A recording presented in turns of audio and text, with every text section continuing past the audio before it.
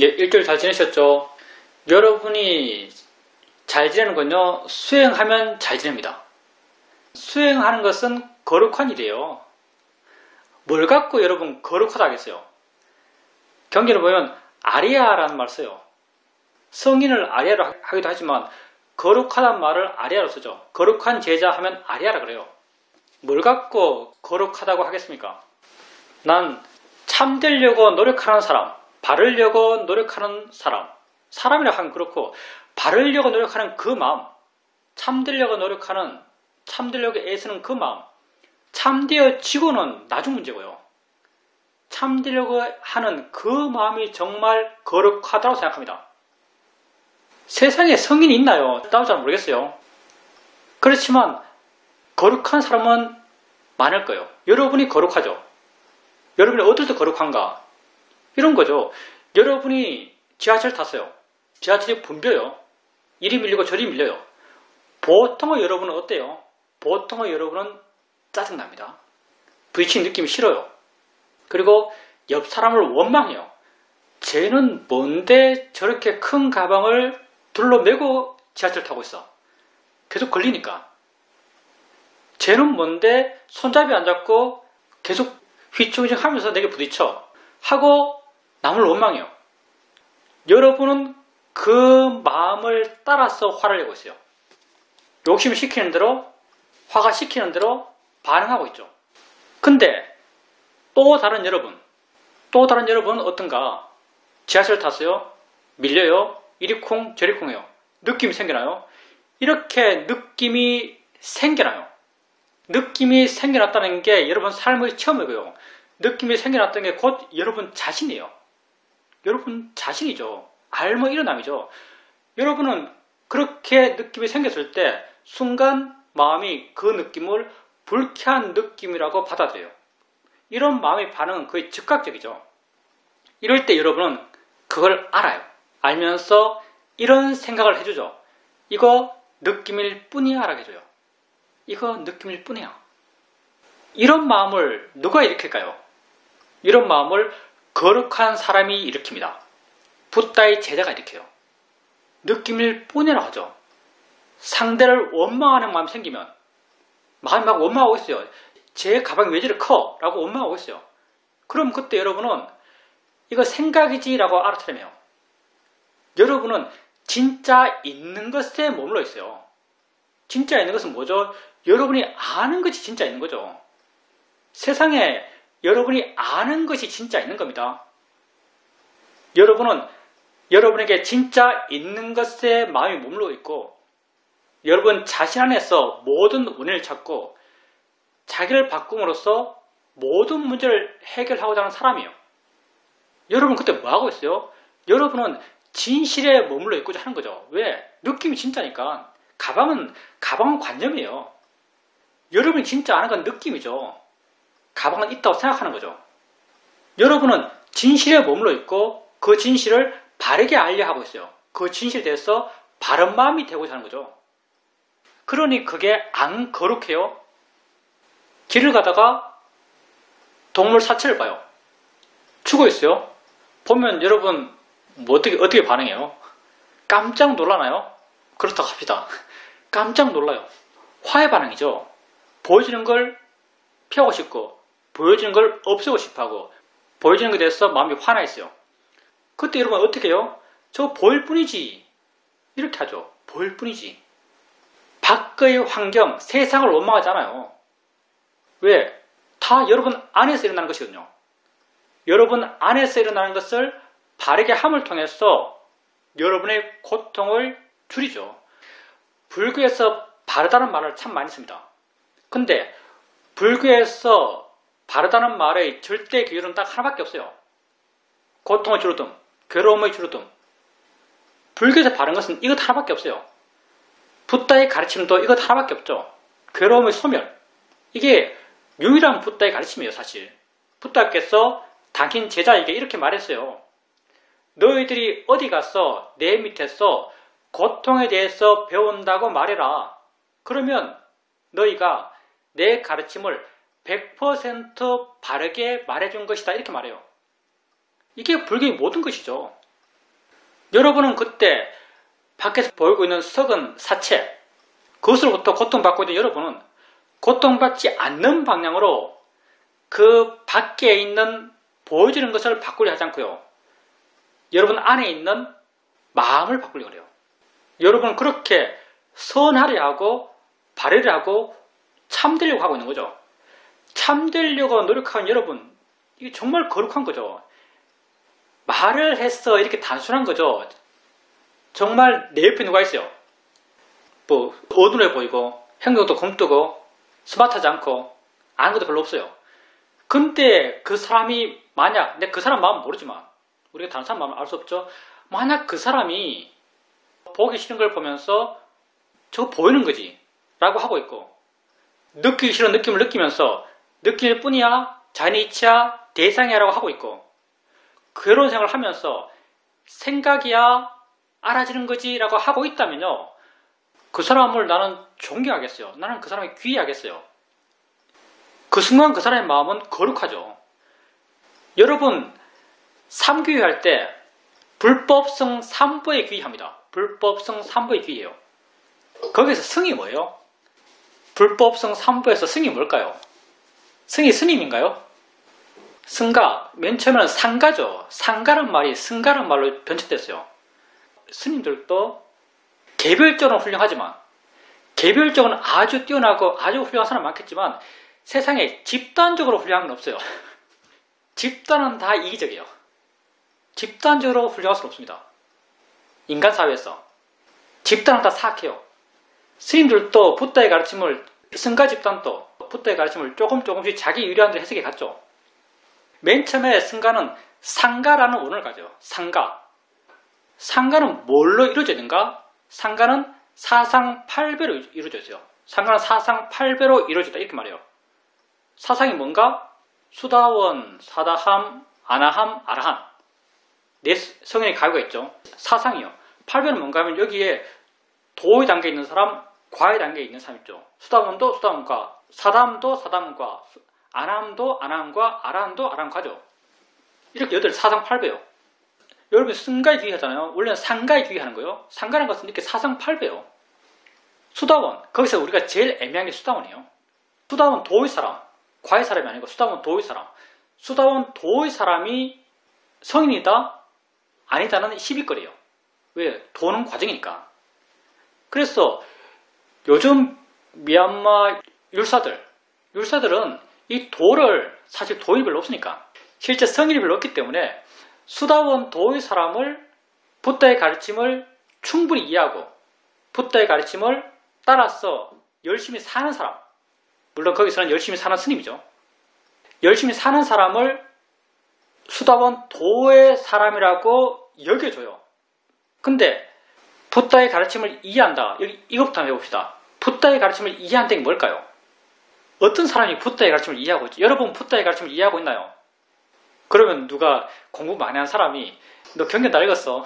너 빨리 알아. 너 율장 알아. 뭐 이렇게 말하겠죠. 야, 내가 미얀마에 있을 때 빨리 열어 경전 읽는 사람한테 가서 영어로 경전 읽고 가서 자랑했다가 아주 무시당했어요. 빨리 열어 읽지 않는 경전이 그게 경전이냐 이런 식으로 무시당했죠. 붓다의 가르침을 이해한다는 게 무슨 말일까요? 이것도 우리 붓다의 가르침을 의지해서 알아야죠. 붓다께서 이렇게 말합니다. 누가 법의 마스터인가? 누가 법의 마스터인가? 마스터라는 것은 통달했다 표현할 수 있겠죠. 누가 법의 마스터인가? 내가 한 법문을 이해하고 이만큼 두꺼운 경전이 아니고요.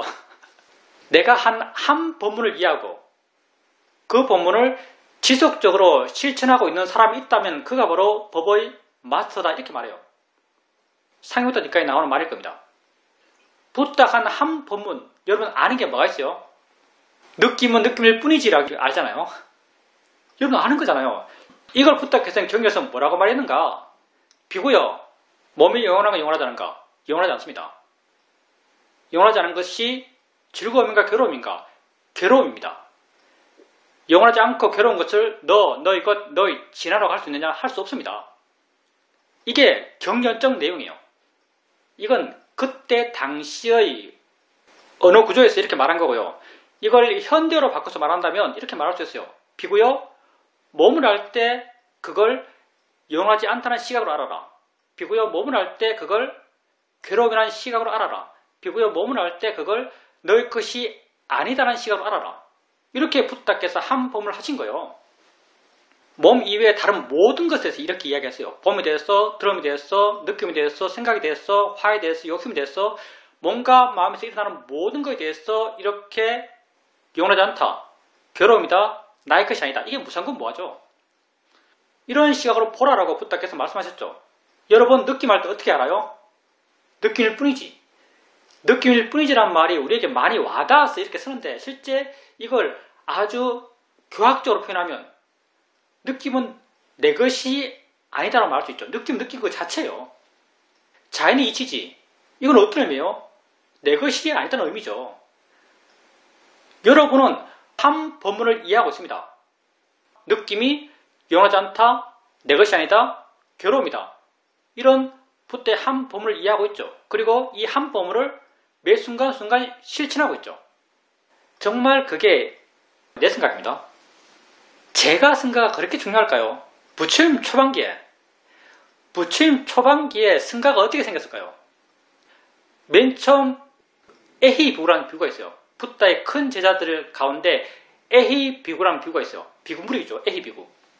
뭐냐면 사람이 절에 와요. 그럼 왔느냐 비구여 라고 하면 경전 내용이요.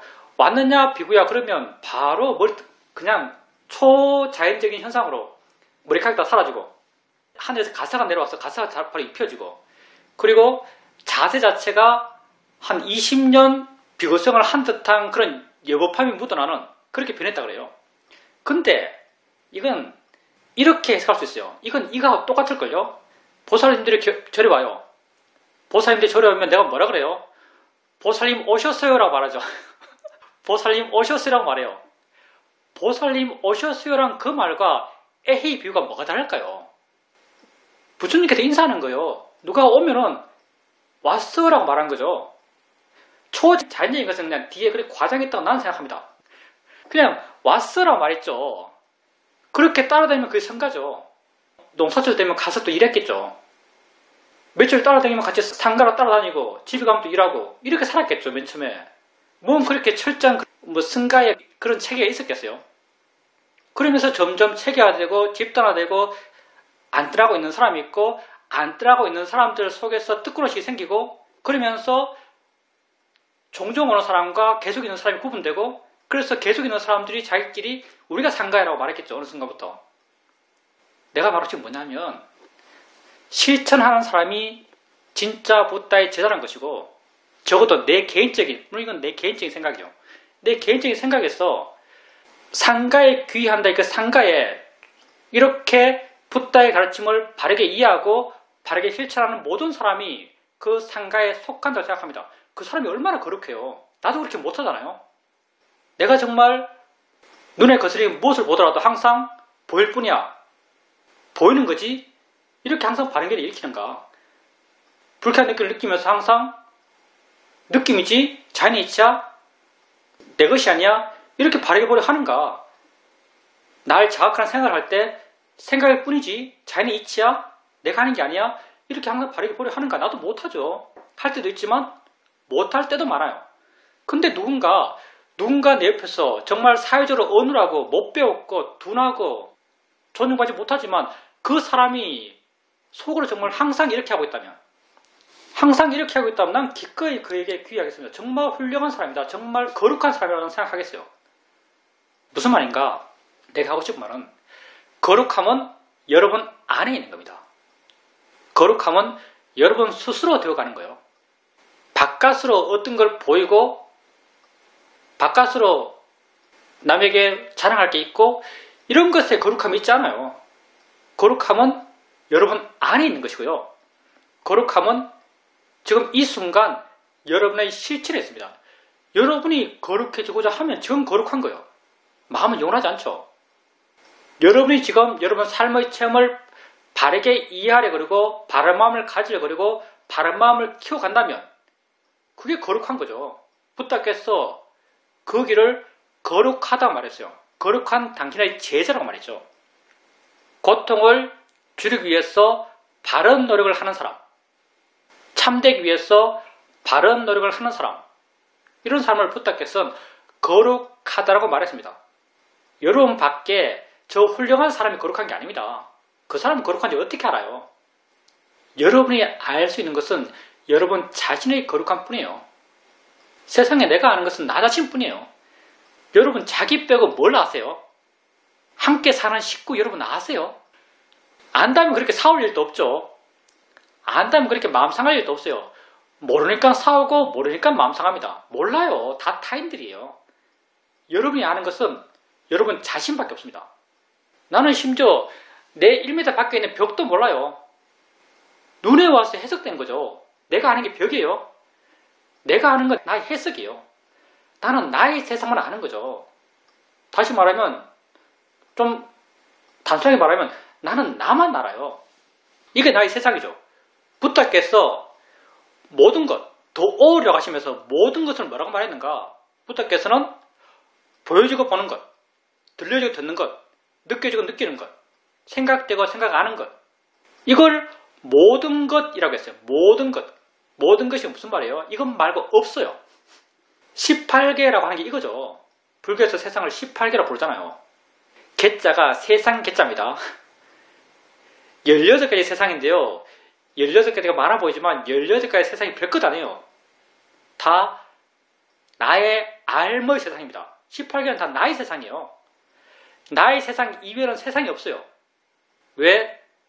여러분 자신의 비춰서 보십시오. 여러분이 아는 세상 이외의 세상이 있는가? 모든 선한 것, 모든 거룩한 것, 그런 것들은 다 여러분 안에 있는 겁니다. 자신의 거룩함을 찾아가세요.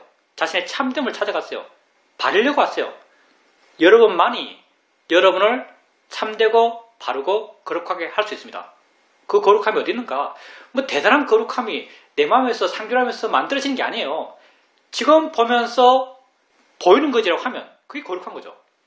지금 생각하면서 생각일 뿐이지라고 하면 그게 거룩한 거예요. 알아진 것에 대해서 마음을 바르게 하는 거잖아요.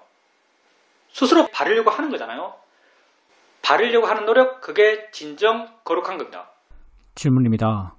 지금 단마숲 법당에서 다른 도반들 5명과 함께 법회에 참석해서 스님 법문을 듣고 있습니다. 서로 간에 신뢰와 안정감이 있기 때문에 이렇게 함께 있더라도 마음이 아주 편안합니다. 함께 있지만 홀로 있을 수 있는 이런 관계가 정말 복된 관계라고 생각됩니다. 좋은 도반님들이죠. 안한존자가 어느 날 부처님께 와가지고 이런 말을 했죠. 부처님에게. 부처님, 출가 수행자에게, 경륜에서 출가 수행자라고 말한다면 꼭 비구라고 한정해서 생각할 필요 없는 것 같습니다. 부처의 가르침을 따르고 실천하는 사람, 이게 다 출가 수행자죠. 출가 수행자에게 도반이 이 출가 생활의 반쯤 되는 것 같습니다. 이렇게 말했어요. 도반이 이 출가 생활의 반쯤 되는 것 같습니다. 그러니까 부처께서 안한존자에게 이렇게 말했죠. 안하나 그렇게 말하지 말아라. 도반이 출가 수행의 모든 것이다. 이렇게 말합니다. 도반이 출가 수행의 모든 것이다. 이렇게 말했는데 그만큼 함께 길을 가는 사람이 중요합니다. 그리고 붓다 당신 또한 도반이죠. 당신이 있었기 때문에 당신의 말을 들을 수 있었고 당신의 말을 들었기 때문에 이해하고 그 말을 실천할 수 있었던 거죠. 모든 내가 지금 하고 있는 이 선한 활동들, 참된 활동들은 다 누군가 있었기 때문에 나와 함께 길을 가는, 내지는 먼저 갔던 그런 누군가가 있었기 때문에 이 길을 내가 지금 갈 수 있는 거죠. 그래서 부처께서 도반이 출가 생활의 모든 것이다 이렇게 말씀하셨습니다. 그러니 수행자님께서 함께 있으면서 수행자님 뭘 하더라도 수용할 수 있고 같은 좋은 말을 나눌 수 있고 서로 마음을 나눔을 통해서 서로에게 수행적 에너지를 함께 줄 수 있는 사람들, 그게 도반이고 수행자님에게 100%인 사람들이죠. 그런 사람이 있다는 건 정말 복된 일입니다. 물론 수행자님도 다른 분들에게 그렇게 복된 사람일 겁니다. 우리 다 비슷비슷한 사람끼리 모이는 거죠. 여러분들도 다 서로에게 복된 사람들이에요. 당연히 여러분은 나에게도 복된 사람들입니다. 내 이 법회를 왜 하겠어요? 여러분을 위해서 할까요? 나를 위해서 할까요? 나를 위해서 합니다. 스님이 여러분을 위해서 희생하고 있다 이런 생각 전혀 할 필요 없고요. 이 법회는 나를 위해서 하고 있습니다. 나를 위한다는 게 뭘까요, 여러분? 뭐가 나를 위하죠? 나를 위한다는 건요, 그걸 통해서 내 마음이 좋아지는 활동, 그게 나를 위하는 거예요. 그러니 그 사람들과 함께 있다면, 그 사람들과 함께 있을 때 여러분 마음이 좋아진다면 그런 정말 나를 위한 존재죠. 내가 이 법회를 하는 것은 나를 위해서요. 왜? 법회하면 내 마음이 좋아져요. 법을 이야기하면 내 마음이 기뻐져요. 그래서 이 법회를 하는 겁니다. 그러니까 여러분 또한 내게 복된 존재죠. 우린 다 비슷한 마음의 경향을 갖고 있는 사람들입니다. 비슷한 마음의 경향을 갖고 있는 사람들끼리 이래 모이는 거죠. 전혀 다른 성장의 백그라운드를 갖고 있죠, 다들. 어떻게 우리가 이렇게 알았죠? 우리가 어떻게 알았을까요? 공통분모가 뭘까요? 공통분모는 당연히 자기를 향한 마음 자체예요. 나를 어떻게 봐야 되지? 내가 뭐지? 나를 어떻게 바르게 개선하지? 어떻게 행복할 수 있을까? 어떻게 이 현재의 괴로움을 해결할 수 있을까? 이런 나에 대해서 객관적이 되고 내 문제를 내 안에서 해결하려 하는 그런 내적 욕구가 있기 때문에 그 마음의 경향이 우리 다 공통적이기 때문에 지금 이 시간 여기서 이렇게 하고 있는 겁니다. 그러니까 수행자님이 그 도반들을 보면 당연히 마음이 좋아지죠. 같은 마음의 경향을 갖고 있으니까. 또 이야기하면 마음이 기뻐져요. 왜? 수행자님이 원하는 말을 그 사람들이 해주거든요. 수행자님 마음에 기쁨의 공명을 일으킬 수 있는 그런 말을 그 사람들이 해줘요. 왜냐하면 그런 것이 그 사람들의 마음의 관심이기 때문에. 그러니 그분들이 수행자님에게 아주 복된 사람들입니다.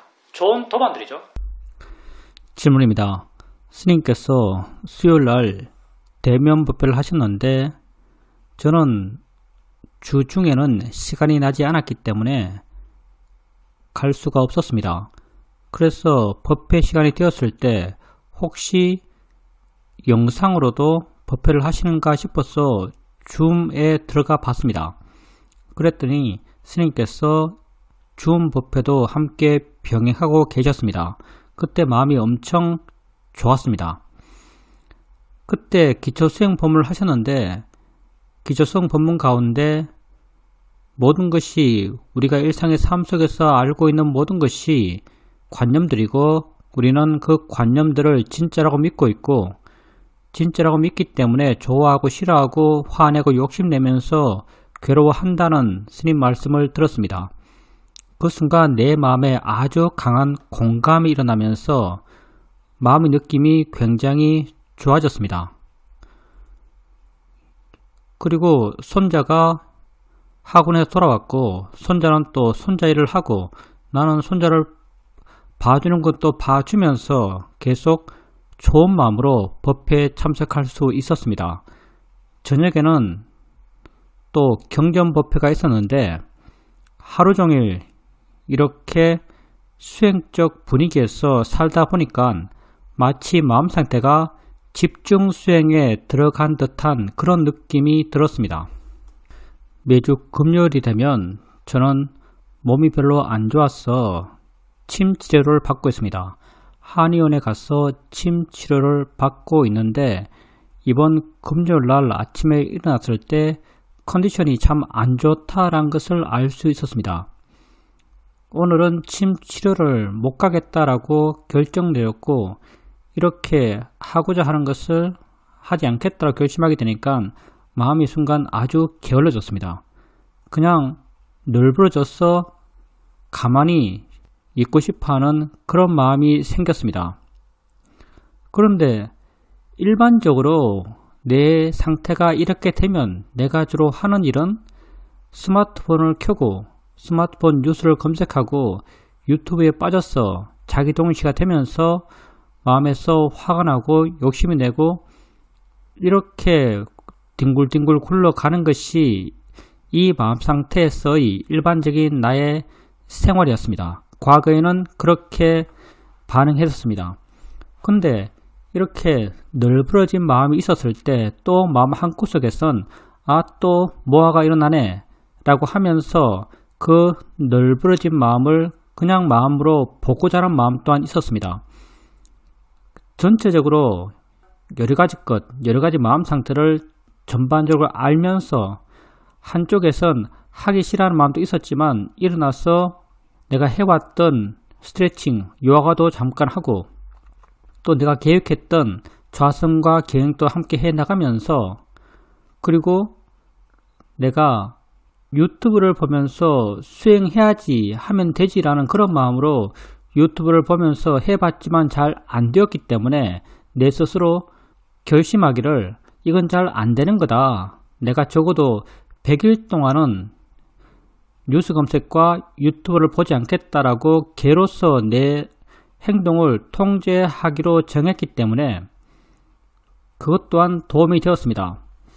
어찌되었든 내가 그렇게 수행을 해오고 수행의 과정에서 작게나마 마음의 힘이 조금씩 좋아져 왔기 때문에 이런 상태에서 이전에 반복적으로 해왔던 그런 행동의 패턴을 따라가지 않고 전반적으로 전체적으로 지켜보면서 내가 해야 할 것을 잘 했다라고 생각됩니다. 이게 수행을 통해서 뭔가 변화된 내 삶의 모습인 것 같습니다.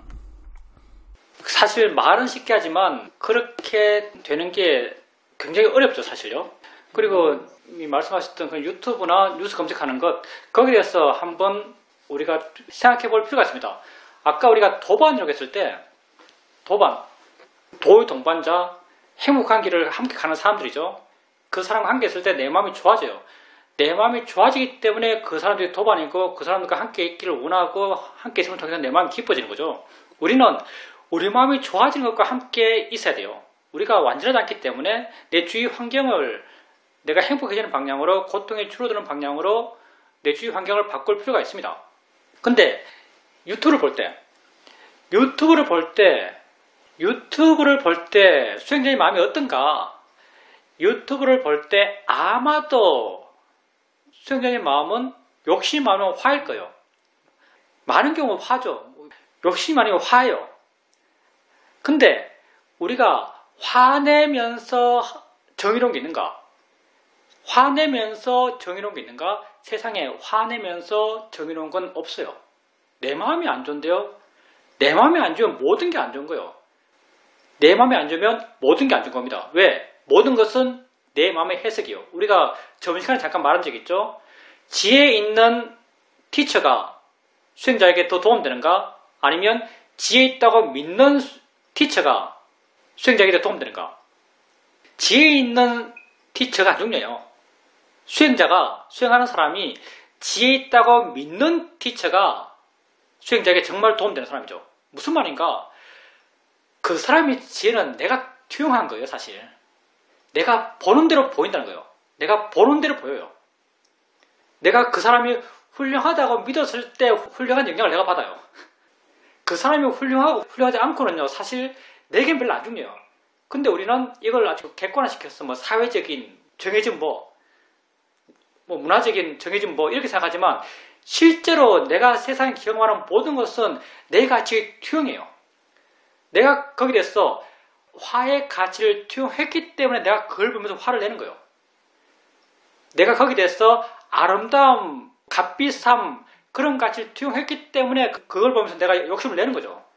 그러니까 수행자님께서 화의 가치를 투영한 대상, 이미 화의 가치는 내 마음에 고정되어 있어요. 이 가치를 못 바꿔요. 그게 우리의 업이죠. 반복적으로 그 마음을 일으켰기 때문에 그 대상을 향해서 반복적으로 그 마음을 일으켰기 때문에 그걸 보는 순간 그 마음이 일어나는 건 우리가 어떻게 할 수 없어요. 업을 피할 수가 없어요. 그렇다면 내가 화의 가치를 투영한 그런 대상을 피하는 것이 현명하죠.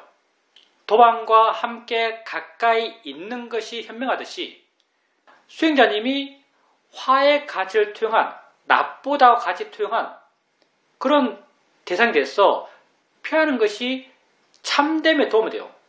다시 말하지만 참되고 바른 것은 고통이 줄어드는 게 참되고 바른 거예요. 우리에게. 부탁께서 그걸 참되고 바르다고 말했어요. 수행자님에게 고통을 일으키는데 그게 어떻게 옳겠어요. 수행자님에게 고통을 일으키는 것은 나쁜 거예요. 그러니 수행자님에게 고통을 일으키는 것은 피하셔야 돼요. 그리고 그 마음의 반응을 일으키지 않아 가야 돼요. 이건 우리가 엿기를 계속 들면은 그게 팔에 길이 났다 이 표현 쓰나요? 팔에 길이 나서 더 쉽게 들어요. 팔이 적응해서 쉽게 들어요. 마찬가지로 마음도 그 대상에 대해서 마음을 내고 또 그 대상에 대해서 마음을 내고 하면요. 마음이 점점 강해집니다. 그래서 그 대상을 보자마자 더 마음이 순발력 더 강력하게 반응을 일으켜요. 이 반응을 줄이는 방법 가운데 하나가 그걸 피하면서 그런 마음의 반응을 일으키는 횟수를 줄여가는 거예요. 그래서 수행자님께서 수행을 엄청 열심히 하시잖아요. 삶의 기준이 명확해야 돼요. 내 마음을 행복하게 하는 것, 좋은 것. 내 마음을 불행하게 하는 것, 나쁜 것이요. 좋은 것을 취하고 나쁜 것을 버려가야죠. 그게 진정한 나를 위한 거죠. 부처께서는 그렇게 살라 하셨어요. 비구가 숲에 살면 나는 기쁘다 하셨죠. 그러면 부처께서 수행자님에게 이렇게 말하겠죠. 수행자님이 유튜브를 안 보면 부처는 기쁘다 이런 말하겠죠. 유튜브를 안 보면 나는 기쁘다 이렇게 말씀하실 거예요. 왜? 번뇌를 안 일으킬 거니까. 안 괴로울 거니까. 그러니까 정말 자기에게 도움되게 뭔지 우리는 명확히 알 필요가 있습니다. 사회적 가치에 매몰되지 마세요. 다 사회적 가치입니다.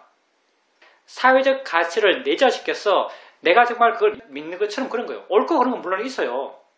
근데 꼭 옳게 되어야 하는 건 아니에요. 물론 나는 옳게 되기 위해서 힘쓰겠죠. 근데 그 힘씀이 이렇게 되어야 해라는 그런 강력함, 이렇게 되지 않으면 안 되라는 조바심이 아니에요. 그냥 그렇게 할 뿐이에요. 안 돼도 상관없는 그런 마음이에요. 그게 내가 할 수 있는 바예요. 부처 이렇게 하라 하셨죠.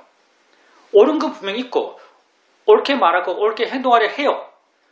그렇지만 옳게 되지 않아도 나는 괜찮아야 돼요. 이게 부처가 우리에게 가지라고 하는 마음이죠. 그 마음이 괴롭지 않은 마음이고 그 마음이 우백가의 마음이죠. 그게 진정 나에게 도움되는 마음이고요. 그게 진정 세상에 도움되는 마음입니다. 그러니까 무엇이 내게 도움되는가에 대해서 명확히 아셔야 되고요. 내게 도움되는 방향으로 자기 삶을 이끌어 가야죠. 그리고 수행자님이 계라고 말했는데 그게 계의 아주 본질적인 역할입니다. 계라고 하는 것은 마음이라는 게 우리가 쉽게 다룰 수 없기 때문에 마음을 좋게 가져라, 번뇌를 일으키지 말아라 이렇게 해도 그렇게 되기가 쉽지 않기 때문에 가장 거친 형태로 우리 마음을 좋게 하는 것이 외적 행동을 통제하는 거예요. 내가 장담까지는 아니겠지만 강한 확신을 갖고 짐작하는데 부처가 이 세상에 계셨다면 아마 60% 정도의 확률로 유튜브를 보지 말라는 계를 정하셨을 거예요. 유튜브를 보지 말라는 계를 지었을 거예요. 왜? 사람들이 유튜브 보면서 괴로워하거든요. 우리는 괴로운 걸 정말 많이 해요. 세상의 발달이라고 하는 것은 우리를 더 괴롭게 하는 문명의 발달이에요. 가장 단순하게 말해서 우리가 언제 행복하고 언제 괴로운가? 우리 마음이 내 안에 있을 때 행복하고 우리 마음이 내 밖의 세상에 있을 때 우리는 괴로워요. 그러면 세상의 문명의 발달인 게 뭔가?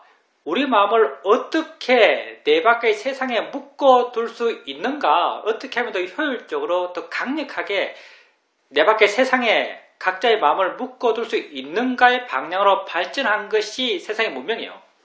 문명의 이기라는 게 어떻게 보면 인간을 더 괴롭게 하는 방향으로 문명의 이기가 개발되어 왔죠.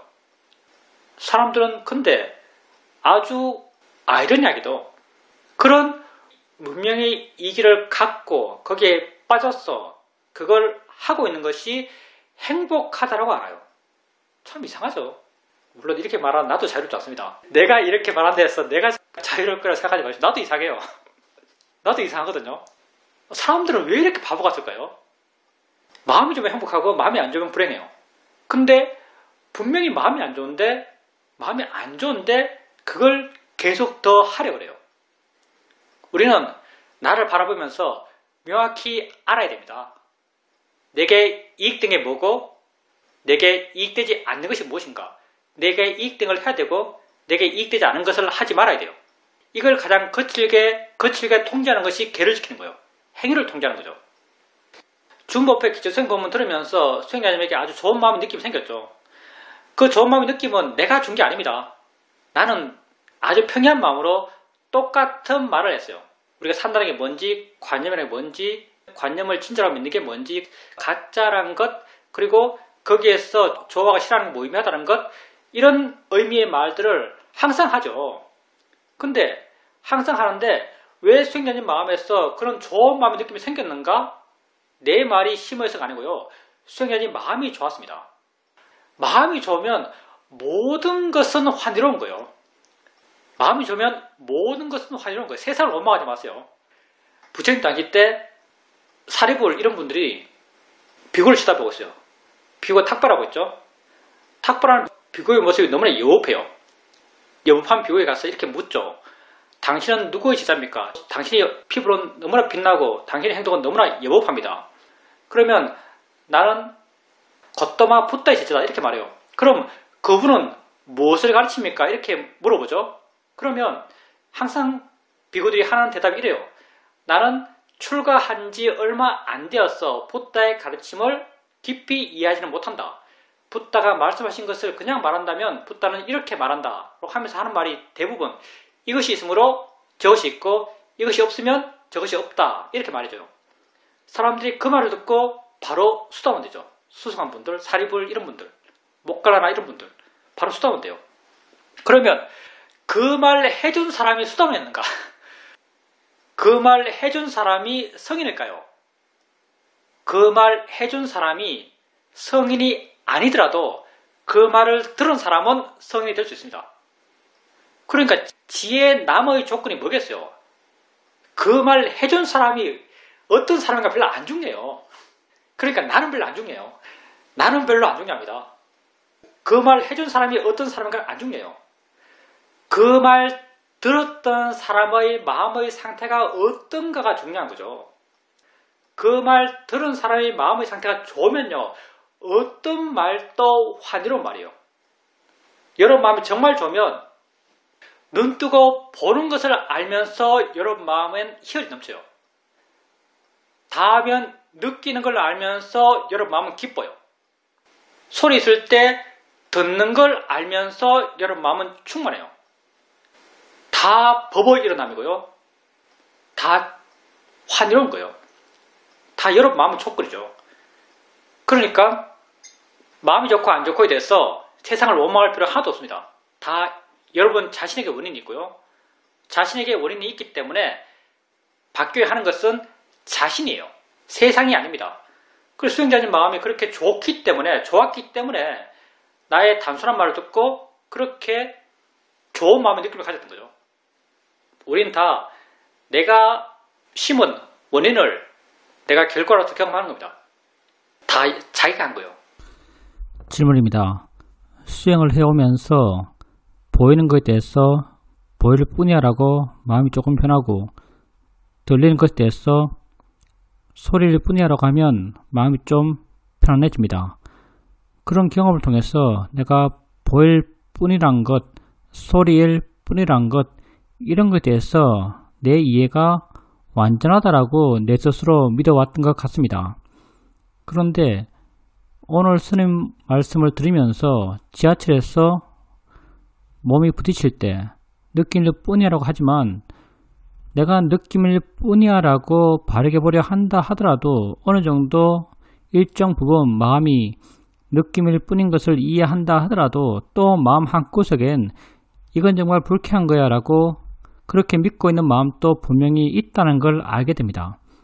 내가 이전에 보일 뿐이야 소리일 뿐이야 라고 하면서 마음이 조금 고요하고 편안한 방향으로 변화했지만 그때 또한 마음의 어느 정도까지는 저거 정말 보기 싫은 거야.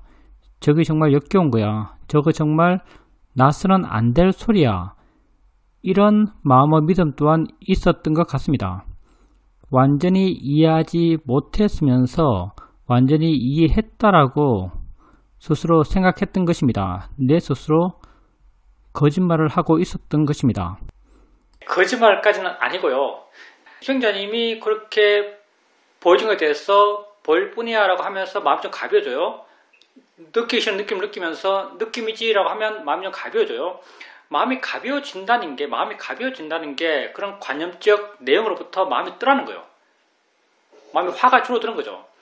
이런 방향성이 중요한 거죠. 우리가 취하고자 하는 것은 그런 방향으로 한 걸음 한 걸음 가고자 하는 거예요. 근데 이렇게 간다 하더라도 우리에겐 여전히 무아가 있고요. 어리석음이 있고요. 어리석음이 완전히 사라지지 않았어요.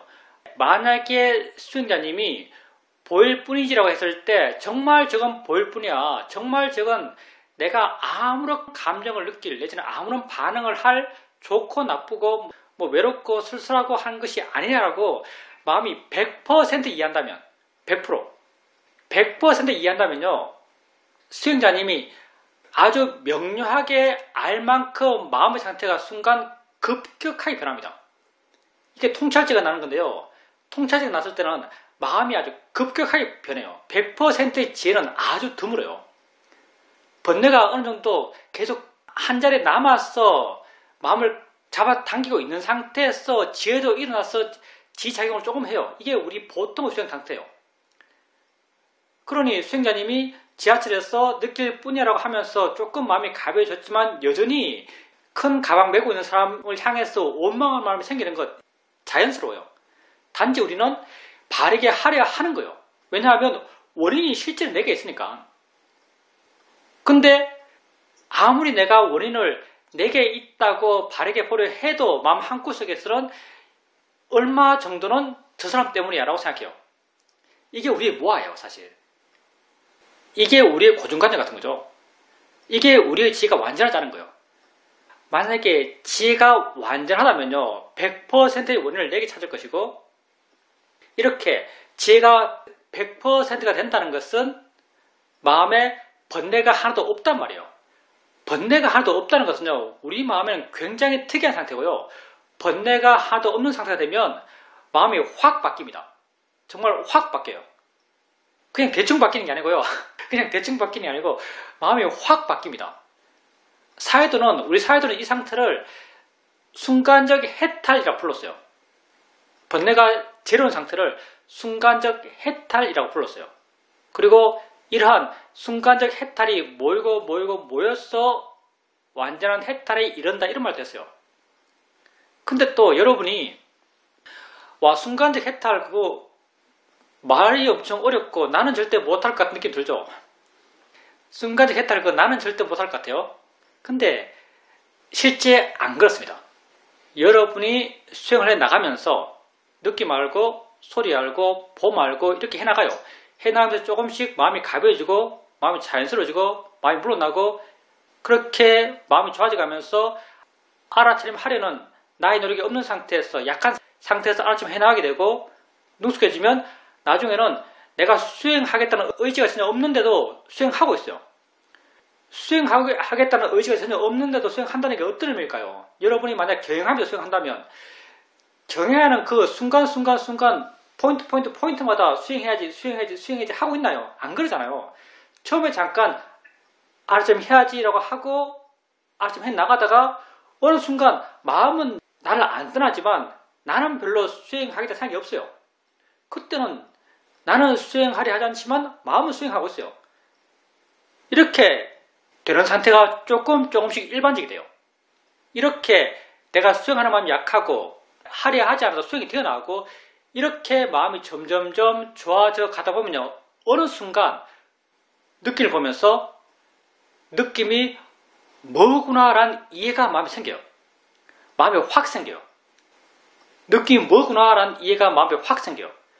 화가 뭐다라는 이해가 마음에 확 생겨요. 이렇게 생겼을 때 수행 오래 한 분은 다 이런 체험들 다 합니다. 이게 대단한 체험이 아니에요. 뭐다라는 이해가 확 생겨요. 확 생겼을 때 내가 이 이해를 완전하게 했다는 느낌이 들어요. 내 마음의 느낌 그래요. 이 이에 대해서 나는 완전하다는 느낌이 들어요. 왜? 100%가 그렇게 완전함으로 느껴져요. 나는 이상하게 이게 다 관념화시키는 건데, 이해의 느낌을 관념화시키는 건데, 나는 이런 얘기가 있으면 어떻게 관념화시키는가 하면요, 나 얘가 바닥을 짚었다는 느낌 들어요. 아주 이상하게 관념화시키죠. 나 얘가 바닥을 짚어서 그 밑이 없어요. 이해의 바닥에 다 느낌 들어요. 이런 경험을 할 때 이게 제가 100%인 거고요. 이걸 순간적 해탈이라고 합니다. 그리고 이런 경험을 통해서, 수행을 통해서 여러분 마음이 완전히 바뀐다는 걸 스스로 체험합니다. 우리 마음은 본질적으로 바뀔 수 있어요. 수행을 계속해 나가다 보면 이런 경험들을 가끔씩 해나갑니다. 이때가 제가 100%를 떼죠. 근데 보통의 수행 상태에서 느낌을 하면서 느낄 뿐이야, 보면서 보일 뿐이야, 이렇게 해나갈 때는 느낄 뿐이야에서 마음이 좀 가벼워지고, 보일 뿐이야에서 보이는 것으로부터 마음이 좀 가벼워지고, 이런 방향으로 조금 변하는 거예요. 지혜가 조금 생긴 거죠. 바른 방향으로 조금 변하는 거예요. 완전한 건 아니에요. 여기서 완전함을 찾을 수는 없습니다. 번뇌도 있어요. 기본적으로 모하의 번뇌가 있는 거죠. 모하의 번뇌가 있기 때문에 내가 느낄 뿐이야 그러면서 그 원인을 내 안에서 찾으려 하지만 여전히 마음 한구석에서는 내 밖을 원망해요. 근데 내 밖을 원망하는 마음, 그건 있든 없든 내버려 두고요. 수행자님은 바른 방향으로 마음을 일으키려 할 뿐입니다. 바르려고 할 뿐이에요. 그렇게 바른 방향으로 한 걸음 움직이고 그렇게 해나가면서 점점 그 힘들을 키워가는 거죠. 세상은 여러분 안에 있는 거예요. 당연하죠. 여러분이 아는 세상이 이게 무슨 세상이세요? 여러분 세상 속에 살고 있죠. 여러분 세상 속에 살고 있어요. 어떤 세상 속에 살고 있어요? 여러분이 아는 세상 속에 살고 있어요. 여러분이 아는 세상이잖아요. 여러분 아는 세상은 여러분 밖에 있는 세상이 하나도 없어요. 다 정보가 여러분에게 와서 해석되어서 만들어진 세상이죠. 해석되어 만들어져서 저 벽이 된 것이고, 저 차가 된 것이고, 저 노랑이 된 것이고, 저 파랑이 된 것이고, 저 하늘이 된 것이고, 저 나무가 된 거예요. 다 여러분 안에 있잖아요. 우리의 실상은 이래요, 사실요. 우리 사실은 이렇게 살아요. 우리의 실상은. 우리의 믿음은 다르지만, 우리가 믿는 것과 우리의 실상은 너무나 달라요. 근데 우리는 실제로 이렇게 살고 있어요. 그리고 우리가 실제로 이렇게 살고 있기 때문에 우리는 이 문제를 해결할 수 있어요. 이 삶에서 받는 고통의 문제를 해결할 수 있어요. 왜? 우리가 이렇게 산다는 건요, 우리 모든 고통의 원인이 내 안에 있다는 걸 말해요. 여러분 모든 고통의 원인은 여러분 안에 있어요. 모든 두려움, 모든 초조함, 모든 공포, 모든 불안, 이 모든 원인은 여러분 안에 있어요. 세상이 여러분 안에 있는데요. 여러분 삶의 실상은 이래요. 세상이 여러분 안에 있어요. 당연히 삶에서의 모든 여러분의 문제는 여러분 안에 있죠. 모든 문제가 여러분 안에 있기 때문에 여러분 자신을 원인으로 하고 있기 때문에 여러분 이 문제를 해결할 수 있습니다.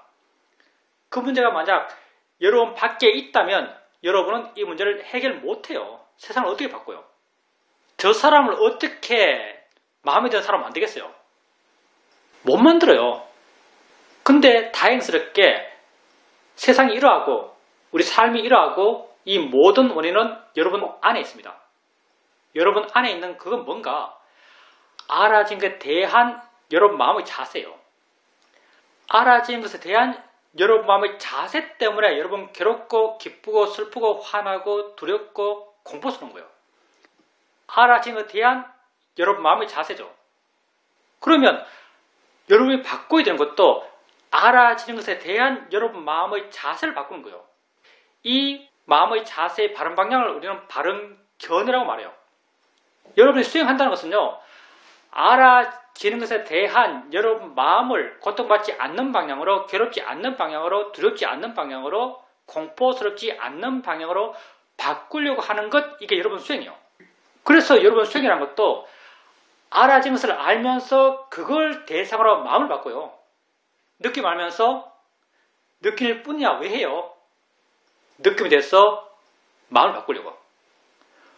보여진 것에 대해서 보일 뿐이지라고 왜 해요? 보여진 것에 대해서 마음을 바꾸려고. 생각에 대해서 알아지는 거지라고 왜 해요? 생각에 대해서 마음을 바꾸려고. 알아진 것에 대해서 여러분 마음을 바꿈을 통해서 우리는 우리 삶의 모든 문제를 해결할 수 있습니다. 그리고 이 수행의 과정에서 그 해결의 방향으로 우리는 한 걸음 한 걸음 걸어가요. 알아진 것을 향한 여러분 마음을 바꿔가십시오. 그게 우리가 이 수행을 하는 목적이에요.